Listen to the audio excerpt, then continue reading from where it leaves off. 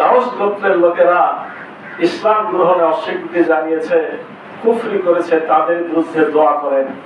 রাসূল সাল্লাল্লাহু আলাইহি সাল্লাম তাদের বিরুদ্ধে বদদোয়ার জন্য আহ্বান করা হলো, অথচ আল্লাহ রাসূল সাল্লাল্লাহু আলাইহি সাল্লাম বদদোয়া তো করলেন না। যেমনি তার কাছে আহ্বান করা হলো বদদোয়া করার জন্য, লোকেরা ভাবলো যে দাউস গোত্র আজকে ধ্বংস হয়ে গেছে, অথচ আল্লাহ রাসূল দোয়া করছেন, হে আল্লাহ, দাউস গোত্রের লোকদের হেদায়েত দেন এবং তাদেরকে আমার কাছে এনে দিন। বলা হলে রাসূল বদদোয়া করেন, আর রাসূল দোয়া করছেন যে আল্লাহ তাদেরকে হেদায়েত করেন এবং তাদেরকে আমার কাছাকাছি এনে দিন। বুখারী শরীফের হাদিস। আল্লাহ রাসূল সাল্লাল্লাহু আলাইহি সাল্লাম খুব সাদামাটা জীবন যাপন করতেন, সাধারণ জীবন যাপন করতেন। এটা আল্লাহ রাসূলের আরেকটা উত্তম চরিত্রের নমুনা। এখনো যারা উত্তম মানুষ, তাদের জীবন সাদাসিধা। আমাদের বর্তমান আধুনিক কালের যারা বলা হচ্ছে বুদ্ধিজীবী, তারা নাম দিয়েছে সাদা মনের মানুষ। আমার রাসূল সাল্লাল্লাহু আলাইহি সাল্লাম সেই সব চাইতে বেশি সাদা সিধে জীবন যাপন করতেন। আল্লাহ রাসূল সাল্লাল্লাহু আলাইহি সাল্লাম আদর্শের অন্য একটা দিক ছিল, তিনি ছিলেন বিনয়ী। তিনি ছিলেন বিনয়ী, নম্র। এজন্য তিনি অন্যদের মনকে অনুপ্রাণিত করতে পারতেন। হযরত আবু মাসউদ রাদিয়াল্লাহু আনহু বলেন, এক লোক রাসূলুল্লাহ সাল্লাল্লাহু আলাইহি সাল্লামের সাথে কথা বলতে এলো। একটা লোক কথা বলতে এসে কাঁদছে, লোকটা এসে কাঁপা শুরু করেছে। এরকম হয় না, অনেক বড় মানুষের সামনে কেউ গেলে হঠাৎ করে হাত পাতা কাঁপা শুরু করে। আল্লাহ রাসূলের সামনে যখন সে এসে কাঁদছে, রাসূলুল্লাহ বলছেন, শান্ত হও, আমি কোনো রাজা বাদশা নই, আমি একজন সাধারণ নারীর সন্তান। কোন জায়গাতে আল্লাহ রাসূল তাকে খেয়াল করবে, তুমিও যেমন এক মায়ের সন্তান, আমিও ঠিক ওরকমই একটা সাধারণ মায়েরই সন্তান। আমাকে তোমার ভয় পাওয়ার কিচ্ছু নাই, আমি রাজাও না, আমি বাদশাও না। আল্লাহ রাসূল নিজে অকপটে কথাটা বলেছেন। হযরত আয়েশা রাদিয়াল্লাহু আনহা একবার জিজ্ঞেস করছেন, হযরত আয়েশা রাদিয়াল্লাহু আনহা একবার জিজ্ঞাসা করা হলো, ইয়া রাসূল সাল্লাল্লাহু আলাইহি সাল্লাম ঘরে কি কি কাজ করতেন?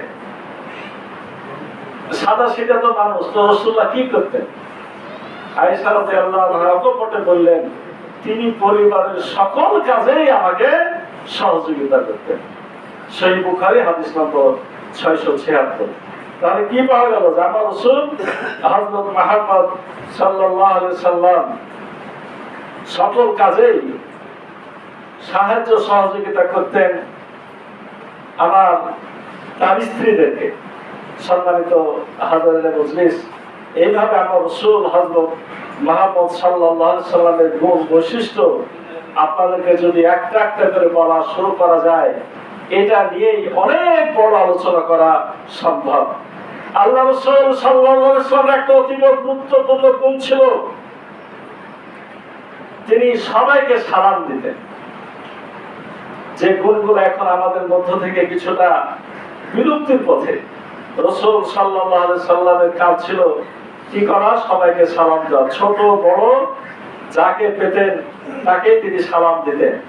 এই বিষয়ে অনেক সময় ছোটরা আল্লাহ রাসূল সাল্লাল্লাহু আলাইহি সাল্লামকে পাল্লা দিয়ে কি করতো? সালাম দেওয়ার চেষ্টা করেছে, কিন্তু কোনোদিনই তারা জিততে পারে নাই।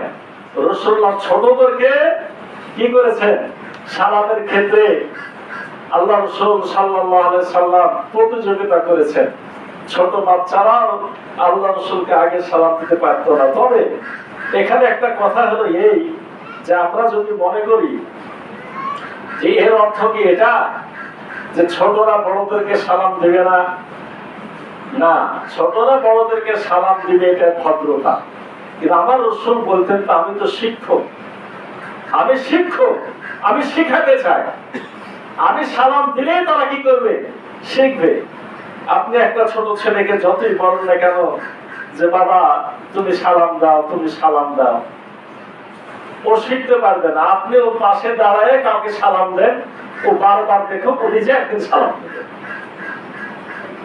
বাচ্চারা নির্দেশ শুনতে রাজি না, বাচ্চারা হচ্ছে অনুকরণ প্রিয়।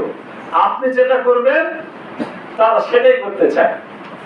আপনি জোর করতে চাবেন, তার অনেক সময়তে কিন্তু বাঁকা হয়ে যায়, শুনতে রাজি হয় না। এটা হচ্ছে ছোট বাচ্চাদের বৈশিষ্ট্য।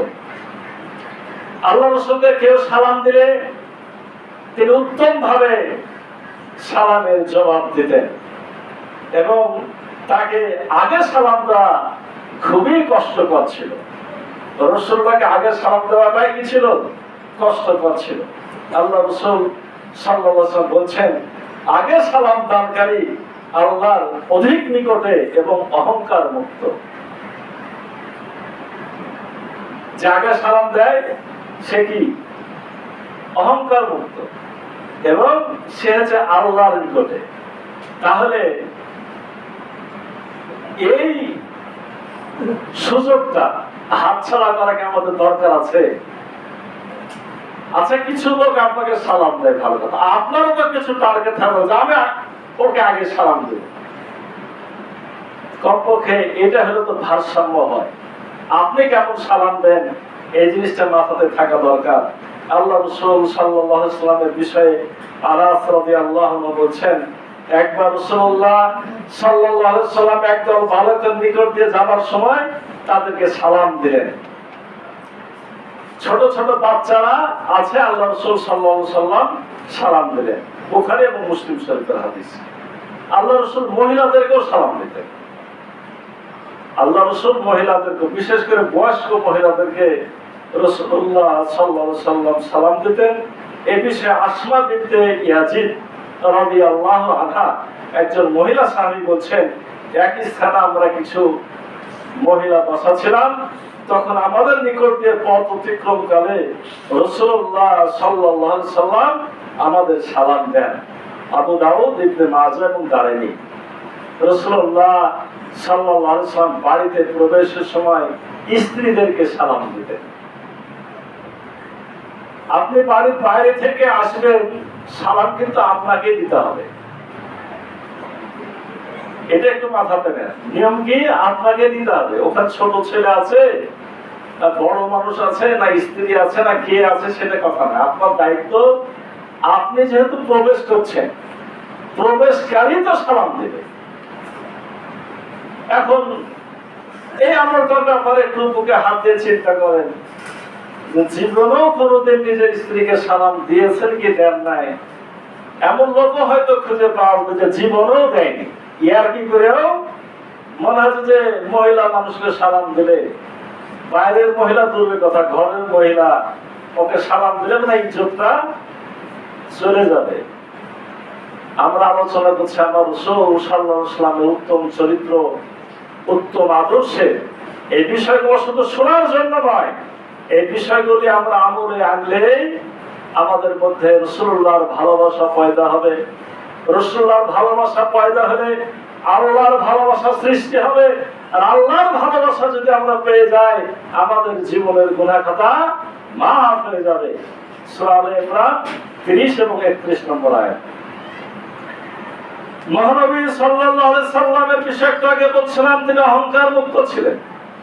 অহংকার মুক্ত মানবতার বন্ধু হযরত মুহাম্মদ সাল্লাল্লাহু আলাইহি সাল্লাম অন্য সাহাবীদের সাথে হাতে হাত মিলিয়ে কখনো গলাগলি করে কাজ করতেন। আবার আল্লাহ রাসূল সাল্লাল্লাহু আলাইহি সাল্লাম সালাম দেওয়ার পরে অন্য সাহাবীদের সাথে মুসাফা করতেন। কোন সময় হাতে হাত দিয়ে করতেন, কোন সময় গলাগলি করে করতেন, আবার কোন সময় তাদেরকে কি করতেন? চুমু খেতেন। কোন সময় কি করতেন? চুমু খেতেন। এটা আরবদের মধ্যে এটা বেশি প্রচলিত আছে, খেয়াল করবেন। তারা গলাগলিও করে, আবার চুমুও খায়। এটাও কিন্তু আমার রাসূল সাল্লাল্লাহু আলাইহি ওয়াসাল্লামের সুন্নাহ। এটা আমাদের সমাজে নাই বললেই চলে। হাতে হাত দিয়ে যেটা আমরা সালাম দিই, এটাকে বলা হয় মুসাফাহা। আর যেটা গলাগলি, এটার নাম বলা হয় মুআনাকা। আল্লাহ রাসূল হযরত মুহাম্মদ সাল্লাল্লাহু আলাইহি সাল্লাম যখন মুসাফা করতেন, মুসাফা মানে আরেকজনের সাথে হাত মিলালেন, যার সাথে হাত মিলালেন ওই ব্যক্তি যতক্ষণ হাত না ছাড়তো আমার রাসূলের ধৈর্য কত বেশি, তিনি হাত ছাড়তেন না, রাসূলুল্লাহ ধরে থাকতেন। বিপরীত ব্যক্তি যখন হাত ছাড়াতো তখনকার তিনি হাতটাকে ছাড়ায় নিতেন। আবু আইয়ুব বুসাইর বলেন, এক ব্যক্তি আবু যর রাদিয়াল্লাহু আনহুকে জিজ্ঞেস করেন, রাসূলুল্লাহ সাল্লাল্লাহু আলাইহি ওয়াসাল্লাম যখন আপনাদের সাথে মানে সাহাবীদের সাথে সাক্ষাৎ করতেন তখন কি তিনি মুসাফা করতেন? আবু যর রাদিয়াল্লাহু আনহু বলছেন, আমি যখনই তার সাথে সাক্ষাৎ করেছি তিনি আমার সাথে মুসাফা করেছেন। তার মানে আমাকে যে জিজ্ঞাসা করলে তুমি, আমার এমন একটা দিন যায় নাই রাসূলুল্লাহর সাথে সাক্ষাৎ হয়েছে অথচ মুসাফা হয় নাই। একবার আবু যর বলছেন, একবার তিনি আমাকে ডেকে পাঠালেন, কোন কাজ কাউকে দিয়ে ডেকে পাঠাইছেন, আমি আল্লাহ রাসূল সাল্লাল্লাহু আলাইহি ওয়াসাল্লামের ডাকে সাড়া দিতে পারি নাই, কারণ তখন আমি ঘরে ছিলাম না। পরে যখন সংবাদটা পেলাম তখন আমি রাসূলুল্লাহর সাথে সাক্ষাতের জন্য গেলাম, তখন তিনি খাটের উপরে বসা ছিলেন। আমাকে দেখে তিনি বুকে জড়িয়ে ধরলেন। তাতে যে কি আনন্দ পেয়েছি, কি খুশি হয়েছি, এটা আর কোনোদিন পাই নাই। আবু দাউদ শরীফের হাদিস। তাহলে রাসূলুল্লাহ কোন সময় কাউকে টেনে নিয়ে বুকে চেপেও ধরতেন। এগুলো হচ্ছে মাহাব্বত, প্রকৃত ভালোবাসা, বন্ধুত্ব। উম্মুল মুমিনিন আয়েশা রাদিয়াল্লাহু আনহা বলছেন, একবার যায়েদ বিন হারেসা, এটাকে মাথাতে এগুলো নেন, একটু আগে বললাম আনাস রাদিয়াল্লাহু আনহু, উনি হলেন খাদেম। উনি কোথাকার খাদেম? উনি হচ্ছেন মদিনার খাদেম। আর মদিনা আসার পরে আনাস রাদিয়াল্লাহু আনহু আল্লাহ রাসূলের খেদমত করতেন। পরবর্তীকালে অনেক বড় সাহাবীতে পরিণত হয়েছেন, অনেক সম্মান মর্যাদা। আর যায়েদ বিন হারেসা ওনাকে বলা হয়তো রাসূলুল্লাহর পালক পুত্র। ছোটবেলাতে উনি ছিলেন মূলত খাদিজা কুবরা রাদিয়াল্লাহু আনহার গোলাম। আল্লাহ রাসূলকে তিনি দিয়ে দিয়েছিলেন খেদমত করার জন্য। আল্লাহ রাসূলের খেদমত করতে করতে একটা সময় মানে তার পিতা মাতার খোঁজ ছিল না। তখনকার সময় দাসী কিভাবে হতো? যুদ্ধের ময়দান থেকে কুড়াইয়ে নিয়ে আসা হতো। দেখা যাচ্ছে যে তার পিতা চাচা যারা যুদ্ধের মাঠে এসেছিল তারা পালাই গেছে, অথবা কোন সময় দস্যু দল গ্রেফতার করে বাজারে নিয়ে এসে বেঁচে দিত। তার মানে বাপ মার খোঁজ থাকা তো কথা না। অনেকদিন পরে তার বাপ মারা গেছে, চাচারা খোঁজ পেয়েছে যে যায়েদ আছে কোথায়, এরকম মক্কায় হযরত মুহাম্মদের কাছে। তারা খুশি, মুহাম্মদ খুব ভালো মানুষ, যায় যে বলেছিল এটাকে কি করি বাড়িতে নিয়ে আসি। যায়েদ রাদিয়াল্লাহু আনহুর কাছে আসলো। যায়েদ রাদিয়াল্লাহু আনহু আল্লাহ রাসূল সাল্লাল্লাহু আলাইহি ওয়াসাল্লামের সাথে কথা বলতে বললেন। তার চাচারা রাসূলের সাথে কথা বললো যে আমরা যায়েদকে দিতে এসেছি। আল্লাহ রাসূল বলছেন, যায়েদ যদি যেতে চায় নিয়ে যান, আমার কোনো সমস্যা নাই। তারা খুব খুশি, যায়েদ চলো, তোমার মালিক আপনাকে ছেড়ে দিয়েছে, চলো বাড়ি যাই। যায়েদ রাদিয়াল্লাহু আনহু বলছেন যে আমি এরকম মানুষকে ছেড়ে কোথাও যেতে রাজি না। এটা হলো ভালোবাসা।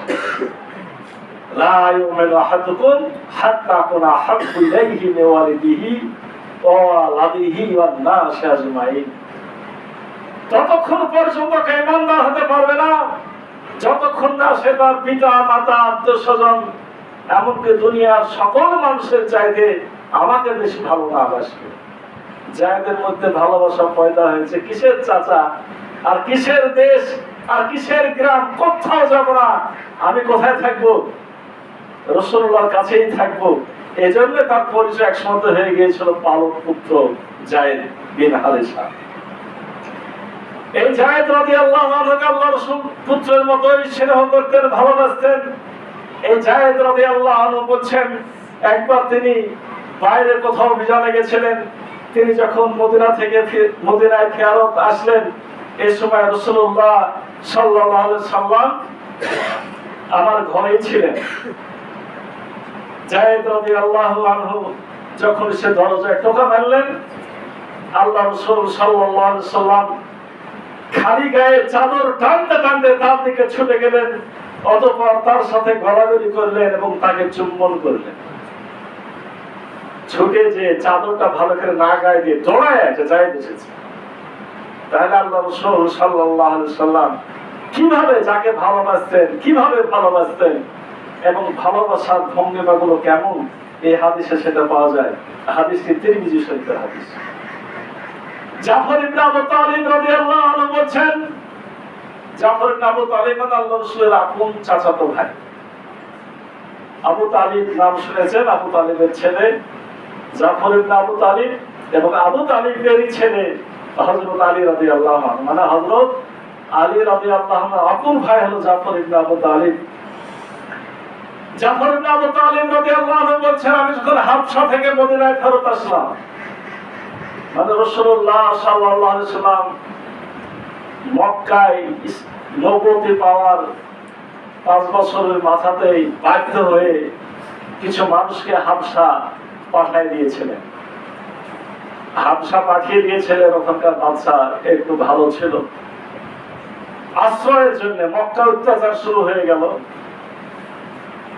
তাহলে গেলেন 5ম বছরে, তাহলে মক্কাতে আল্লাহ রাসূল থাকলেন আরো 8 বছর, ওদিকে 8 বছর, মদিনায় আসার পরে আরো 7 বছর, 15 বছর ইসলামের কারণে 15 বছর ধরে চাচাতো ভাই দূরে ছিল। মদিনায় যখন পরিবেশটা ফেরত এসেছে, জাফর বিন তালিব খবর পেয়েছে, তখন তিনি মদিনায় ফেরত আসলেন, আল্লাহ রাসূলের সাথে সাক্ষাৎ করলেন। আল্লাহ রাসূল তাকে জড়ায় ধরলেন, মুআরাকা করলেন এবং আল্লাহ রাসূল নিজে বলছেন যে আমি আজকে বুঝতে পারছি না যে খয়বার বিজয় করে আমি বেশি খুশি হয়েছি নাকি জাফরের আগমনে আমি বেশি খুশি হয়েছি। মানে খয়বার জয়টাও ছিল খুবই গুরুত্বপূর্ণ। মদিনাকে শত্রু মুক্ত করা, ইহুদি মুক্ত করার একটা বড় যুদ্ধ ছিল খয়বার। এবং এই যুদ্ধ মদিনার পাশে খয়বার হওয়ার পরেও আল্লাহ রাসূলকে বেশ কিছুদিন যাবত, প্রায় 14-15 দিন যাবত এই তাদেরকে পরাজিত করার জন্য সময় নিতে হয়েছে। তারপর একটা পর্যায়ে বিজয় লাভ হয়েছে, এটা একটা মহা খুশি। কিন্তু 15 বছর পরে জাফর বিন আবু তালিব এসেছেন। আল্লাহ রাসূল ঠিক পাচ্ছেন না যে খয়বার জয়ের আমার ভেতরে এত আনন্দ না আমার ভাই আজকে ফেরত এসেছে, এই জন্য আমার আনন্দ। এগুলো থেকে শিক্ষা যে নিজের আত্মস্বজন বা যাদেরকে আমরা ঈমান ইসলামের কারণে ভালোবাসি, তাদের সাথে ভালোবাসাটা কত মধুর হওয়া উচিত। আল্লাহ রাসূল হযরত মুহাম্মদ সাল্লাল্লাহু আলাইহি সাল্লামের কথা একটু আগে বলেছি, তার মুখ দিয়ে কোনোদিন মিথ্যা কথা বের হয়নি, কোনোদিন অন্যায্য কথাও বের হয়নি। এমনকি রব্বুল আলামিন যেটা চান নাই, রব্বুল আলামিন যেটাতে অখুশি, এরকম কোন কথা আল্লাহ রাসূল সাল্লাল্লাহু আলাইহি ওয়াসাল্লাম মুখ দিয়ে বের হয়নি। আল্লাহ রাসূল হযরত মুহাম্মদ সাল্লাল্লাহু আলাইহি ওয়াসাল্লাম প্রত্যেকটি কথা ছিল রব্বুল আলামিনের অনুমতি ক্রমে। এই বিষয়ে পবিত্র কোরআন শরীফের সুন্দর সূরা হাক্কা 44 নম্বর আয়াতে রব্বুল আলামিন বলেছেন, আল্লাহু তাকাওয়ালা আলাইনা ফাদাল্লাহ কাবিল। যদি তিনি কোন কথা বানিয়ে বলতেন, একটু খেয়াল করি, যদি মুহাম্মদ কোন কথা কি করতেন, বানায় বলতেন আমার বিরুদ্ধে, তাহলে আমি কি করতাম, লা আখাযনা মিনহু বিল ইয়ামিন, আমি তাকে ডান হাত দিয়ে ধরে ফেলতাম। সুম্মা লা কাতানা মিনহু ওয়াতিন, এবং তার শিরাকে আমি, মানে যে শিরা কাটলে মানুষ মারা যায়, আমি তার শিরাটাকে কেটে ফেলে দিতাম। কে বলেছেন? আল্লাহ বলছেন। যদি মুহাম্মদ কোনো কথা বানায় বলতো, মানে ইসলামের বিধান বলে নিজের কথা চালাই দিত। তার মানে কি রাসূলুল্লাহ নিজের কথা বলে কিছু কিন্তু ছিল না। যদি কোনো কথা বানায় বলতো আমি তাকে ধরে ফেলতাম। এখানে ইয়ামিন শব্দ ব্যবহার করা হয়েছে, তার হাত দিয়ে ধরে ফেলতাম এবং তাকে কি করতাম, তার শাহরত আমি কেটে ফেলে দিতাম, তার কণ্ঠনালীকে আমি কেটে ফেলে দিতাম। তার মানে রাসূলুল্লাহকে জানা মানেই আল্লাহকেও জানা, রাসূলুল্লাহকে জানা মানে কোরআনুল কারীমকেও জানা। এই বিষয়গুলো দ্বিধাদ্বন্দ্ব থাকার কোনো সুযোগ নাই। আজকে আমরা রাসূলুল্লাহকে জানার চেষ্টা করছি। মাথায় রাখতে হবে এই আদর্শ আল্লাহ দেওয়া আদর্শ। সূরা হজরে 21 নম্বর আয়াতে রব্বুল আলামিন বলেছেন, লাকাদ কানা লাকুম ফি রাসূলিল্লাহি উসওয়াতুন হাসানাহ। অবশ্যই আমি আমার রাসূল হযরত মুহাম্মদ সাল্লাল্লাহু আলাইহি সাল্লামকে দিয়েছি উত্তম আদর্শ, আর তার অনুসরণের মধ্যে রয়েছে তোমাদের কল্যাণ। আল্লাহ রাসূলের আদর্শ অনুসরণটাই আমাদের কল্যাণের পথ, কোরআন শেখার পথ, রব্বুল আলামিনকে সন্তুষ্ট করার পথ। আল্লাহ রাসূল হযরত মুহাম্মদ সাল্লাল্লাহু আলাইহি সাল্লামের কথা বলার ভঙ্গি ছিল ধীরে ধীরে, স্পষ্টভাবে। যে কোনো শ্রোতা তার কথা সহজে মুখস্থ করতে পারত এবং ইচ্ছা করলে তার কথার শব্দগুলো গণনা করতে পারত। আল্লাহ রাসূল থেমে থেমে আস্তে আস্তে প্রত্যেকটা শব্দ স্পষ্ট করে বলতেন। এ বিষয়ে একজন বিখ্যাত কবি উম্মে মাআবাদ রাসূলুল্লাহর প্রশংসা করতে গিয়ে বলছেন, তার কথা যেন মুক্তোর মালা। মালা অনেকগুলো মুক্ত দিয়ে একটা একটা করে সাজানো থাকে। রাসূলুল্লাহর কথাগুলো শব্দ শব্দ করে এভাবে যেন সাজানো একটা মুক্তোর মালা। রাসূল সাল্লাল্লাহু আলাইহি সাল্লাম কথা বলার সময় কখনো জোর দিয়ে মানুষকে বুঝিয়েছেন, কখনো মুখস্থ করার সুবিধার্থে তিনি একই কথাকে, একই শব্দকে 3 বার করে উচ্চারণ করেছেন। একই বাক্য, একই শব্দ কোন কোন সময় তিনি 3 বার করে পুনরাবৃত্তি করতেন। রাসূল সাল্লাল্লাহু আলাইহি সাল্লাম কোন বিষয়ে স্পষ্ট যদি কথা বলতে চাইতেন বা স্পষ্ট ভাবে বোঝাতে না চাইতেন, এইভাবে স্পষ্ট ভাবে বললে কেউ হয়তো লজ্জা পেতে পারে, তাহলে তিনি আভাসে ইঙ্গিতে অনেক সময় কথা বলেছেন। অসাধারণ, অশ্লীল, নির্লজ্জ কথাবার্তাকে রাসূলুল্লাহ সাল্লাল্লাহু আলাইহি ওয়াসাল্লাম মারাত্মকভাবে ঘৃণা করতেন। রাসূল সাল্লাল্লাহু আলাইহি ওয়াসাল্লাম কথা বলার সময় মুচকি হাসি ব্যবহার করতেন। রাসূলুল্লাহ সাল্লাল্লাহু আলাইহি ওয়াসাল্লামের কথার মধ্যে মুচকি হাসি ছিল। আব্দুল্লাহ বিন হারিস বলেন, আমি রাসূলুল্লাহ সাল্লাল্লাহু আলাইহি ওয়াসাল্লামের চাইতে বেশি মুচকি হাসি আর কারোর মধ্যে দেখিনি। অর্থাৎ তিনি বেশি বেশি স্মিত হাসি, জোরে নয়, অট্ট হাসি নয়, তার চেহারাটা ছিল হাস্যোজ্জ্বল।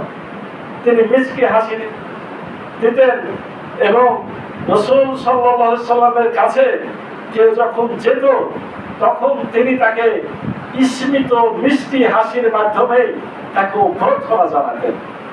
এ বিষয়ে মুওয়াত্তা ইবনে মালিক গ্রন্থের মধ্যে লিখছেন, ইসলাম গ্রহণ করার পর থেকে রাসূলুল্লাহ সাল্লাল্লাহু আলাইহি ওয়াসাল্লাম আমাকে কখনো তার নিকট যেতে বাধা দেননি এবং যখনই আমাকে দেখেছেন স্মিত মিষ্টি হেসেছেন। কোনদিন আমি বাধা পাইনি রাসূলের কাছে যেতে। আর যখনই গেছি, একজন সাহাবী সাক্ষী দিচ্ছেন, যখনই গেছি রাসূলুল্লাহ কি করেছেন, মিষ্টি হাসি দিয়েছে। এটা দুটা সাহাবী থেকে দুটা বিষয় পেলাম। একটা হলো যখনই গেছি তিনি আমার সাথে মুসাফা করেছেন, কোনোদিন বাদ যায়নি। আর একজন সাহাবী বলছেন, আমি যখনই গেছি তখনই তিনি আমার সামনে স্মিত হাসি, মিষ্টি হাসি, মিচকি হাসিতে আমার সাথে অভ্যর্থনা বা আমার সাথে সালাম বিনিময় তিনি করেছেন। এই মুচকি হাসির কারণে রাসূল সাল্লাল্লাহু আলাইহি সাল্লাম কঠোর বা গাম্ভীর্য হওয়ার ভাব থেকে নিজেকে রক্ষা করতে পেরেছেন। অন্যরা ভয় পান নাই এবং রাসূলুল্লাহ সাহাবে কেরামের কাছে, রাসূলুল্লাহ সাহাবে গণের কাছে আকর্ষণীয় হতেছে। রাসূলুল্লাহকে দেখার জন্য অনেকের মানে পেরেশানি তৈরি হয়ে যেত। একবার রাসূলের কাছে বিদায় নেওয়ার পরে আবার কখন রাসূলুল্লাহর সাথে মোলাকাত হবে এই আশায় বুক বেঁধে অনেক সাহাবী রাত্রি যাপন করতেন।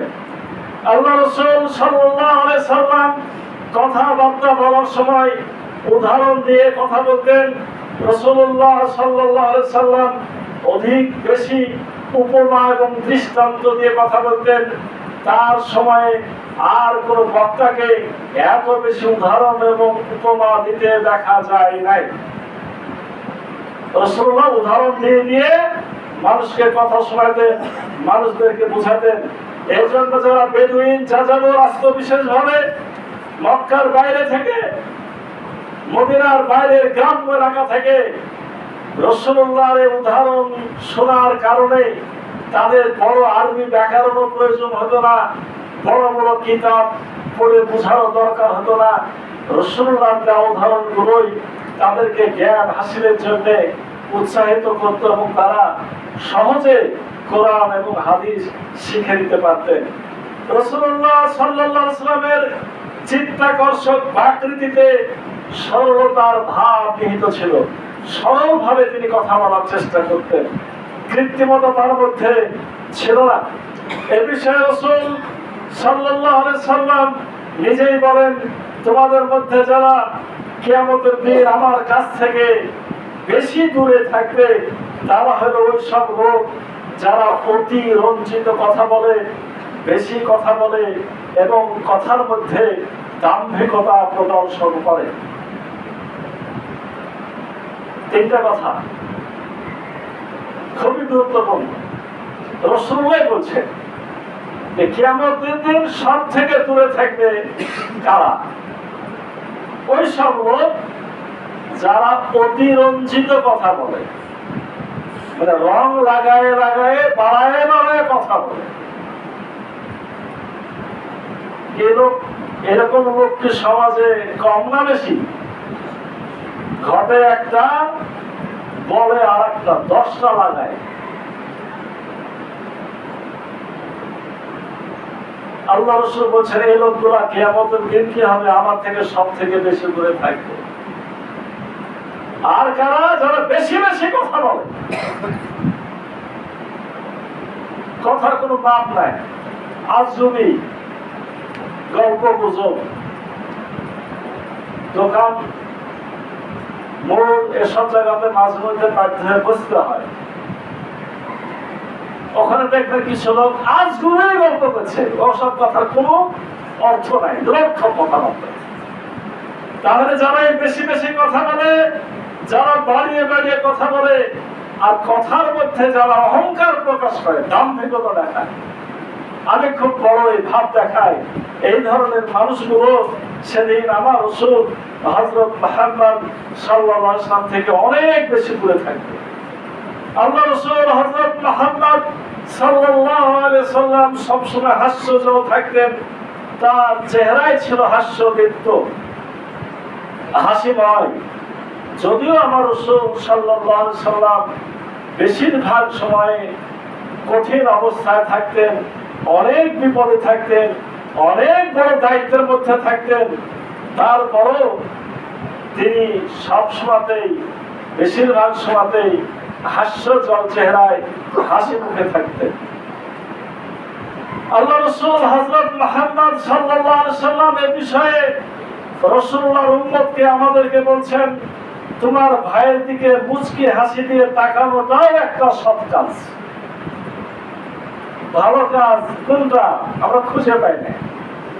আপনার ভাইয়ের দিকে একটু হাসি দিয়ে তাকালেন, একটু হাসি মুখে তাকানোটাও কি একটা সৎ কাজ। আল্লাহ রাসূল সাল্লাল্লাহু আলাইহি ওয়াসাল্লাম এর বিষয়ে আনাস রাদিয়াল্লাহু আনহু বলছেন, আল্লাহ রাসূল কখনো কোনো খারাপ কথা বলতেন না। এবং তিনি আরো বলছেন, রাসূলুল্লাহ সাল্লাল্লাহু আলাইহি ওয়াসাল্লাম কখনো কাউকে অশালীন কথা বলতেন না, অভিশাপ দিতেন না, গালাগাল করতেন না। এই তিনটা কথা মাথায় রাখতে হবে।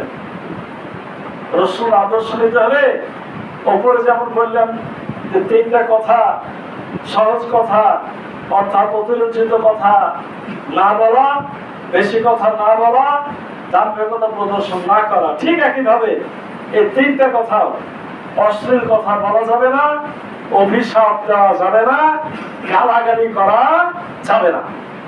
আল্লাহ রাসূল সাল্লাল্লাহু আলাইহি ওয়াসাল্লাম কখনো এই কাজগুলো করেন নাই। বুখারী শরীফে হাদিস। আজকে সময় শেষ হয়ে গেল। রাসূলুল্লাহর আদর্শ সুন্নাহগুলা, এই সহজ সহজ কথাগুলা ইনশাআল্লাহ আমি আরো দু একটি জুমা ধরে বলতে চাই।